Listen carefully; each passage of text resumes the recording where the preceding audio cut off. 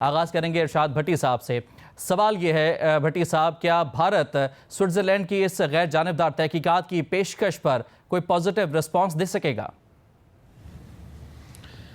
دیکھیے بھائی، اگر پازیٹیو رسپانس دینا ہے بھارت نے تو وہ امریکہ کی بات پہ دے گا، سوئٹزرلینڈ کی بات پہ تو بالکل نہیں دے گا۔ اور ابھی بھارت جو ہے نریندر مودی کی سرکار وہ واپسی یا ایک طرح سے باعزت رستے کی تلاش میں ہے، کیونکہ جو راہ کے لیک شدہ کاغذات بتا رہے ہیں کہ پلان جو تھا وہ بڑا کمال کا بنایا گیا تھا، راہ نے کمال کی کہانی لکھی تھی اور بس عمل درآمد کرنے میں دو چار بلنڈرز ہو گئے، ورنہ کہانی ان کے بالی ووڈ کی جو فلموں کی طرح تھی،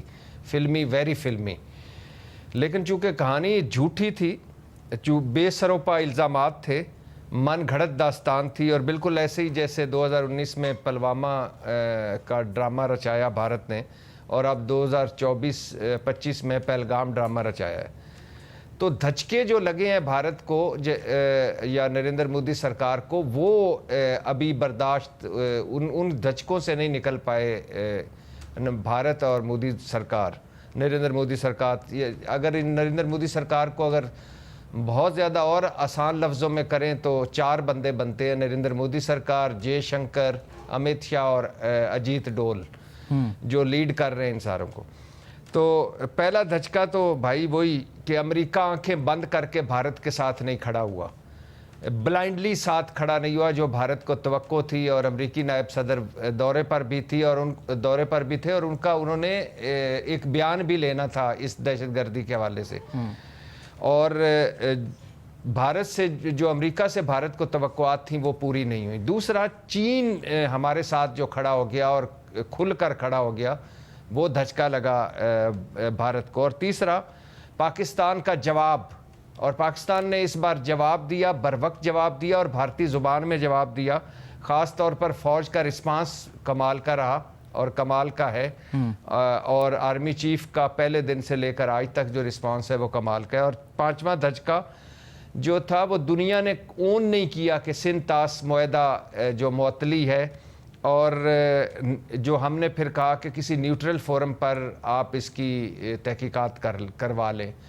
تو اب ساری دنیا اس کے پیچھے ہے کہ بالکل تحقیق کروائیں، تفتیش کروائیں، انکوائری کروائیں اور ثبوت دیں پاکستان کے خلاف اگر کوئی ہے تو۔ دہشت گردی کے تو سارے مذمت کر رہے ہیں، دہشت گردی تو کہیں بھی ہو وہ قابل مذمت ہے اور دہشت گردی نہیں ہونی چاہیے، لیکن یہ کیسے ہوا ہے جو وہ فوراً ہی کہہ دیا کہ پاکستان نے کیا؟ وہ کہتے ہیں بھائی ثبوت دو، پاکستان نے کیا تو ثبوت تو ہے کوئی نہیں۔ اب تو ایک وائس ایئر چیف اور 2 جرنیل تک بدلے جا چکے ہیں اور وہ کھلبلی مچی ہوئی ہے۔ تو بھارت جو اپنی ہی بنی ہوئی کہانی اور اپنی گھڑی ہوئی داستان میں پھنسا ہوا ہے، اور جہاں تک مودی صاحب اس چیز کو لے آئے تھے اب اس سے واپسی چاہیے۔ وہ واپسی کیا ملتی ہے یا کس قیمت پر ملتی ہے اس خطے کو، وہ ایک بڑا سوال ہے۔ اور جہاں تک امریکہ نے بھی کہا ہے کہ، اور اقوام متحدہ میں پہلگام جو تھا اس کی بجائے مقبوضہ کشمیر یا کشمیر کا معاملہ آیا، اور ٹرمپ سے اقوام متحدہ تک ایک بار دنیا نے مانا کہ یہ جو کشمیر والا ایشو ہے یہ ریزالو نہیں ہوا، یہ نہیں ہے کہ یہ بھارت کا ٹوٹا انگ ہے۔ تو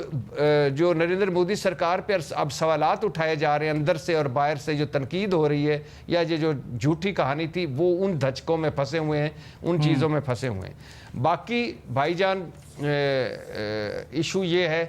کہ جنگ تو نہیں ہونی چاہیے، لیکن سم ٹائم ایسے فرسٹریشن ہوتی ہے کہ ہر چوتھے دن کوئی نہ کوئی، یہ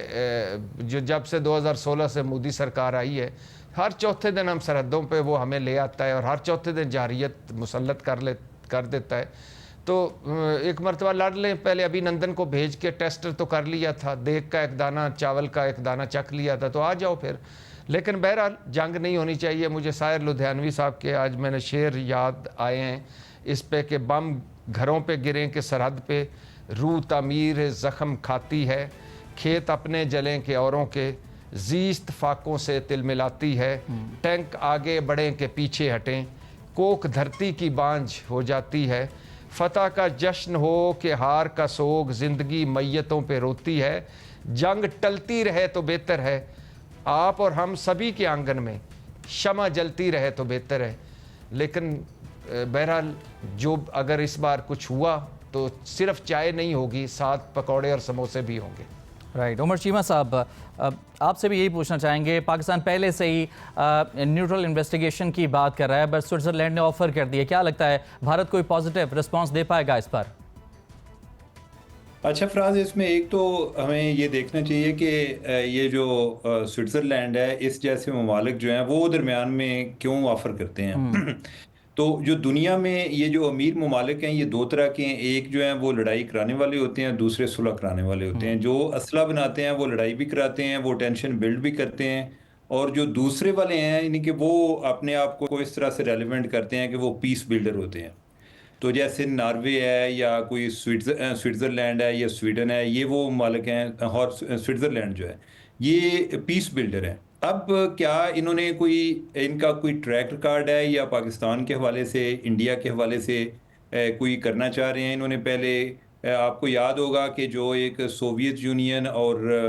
افغانستان کے درمیان جو ایک جنیوا اکارڈ ہوا تھا وہ بھی سوئٹزرلینڈ انہوں نے کرایا تھا۔ کوئی شام اور یمن کی لڑائی میں یہ ایکٹیو تھے ان کی صلح کرانے کے حوالے سے۔ کوئی سعودی عرب اور ایران کے درمیان صلح کرانے کے لیے کوششیں بھی کی، جو کہ ابھی چائنا بعد میں انہوں نے ٹیک اوور کر لی، وہ کرنا شروع ہو گئے۔ اب پاکستان کے حوالے سے اگر دیکھیں تو یہ ماضی میں بھی کوشش کر چکے ہیں، ایون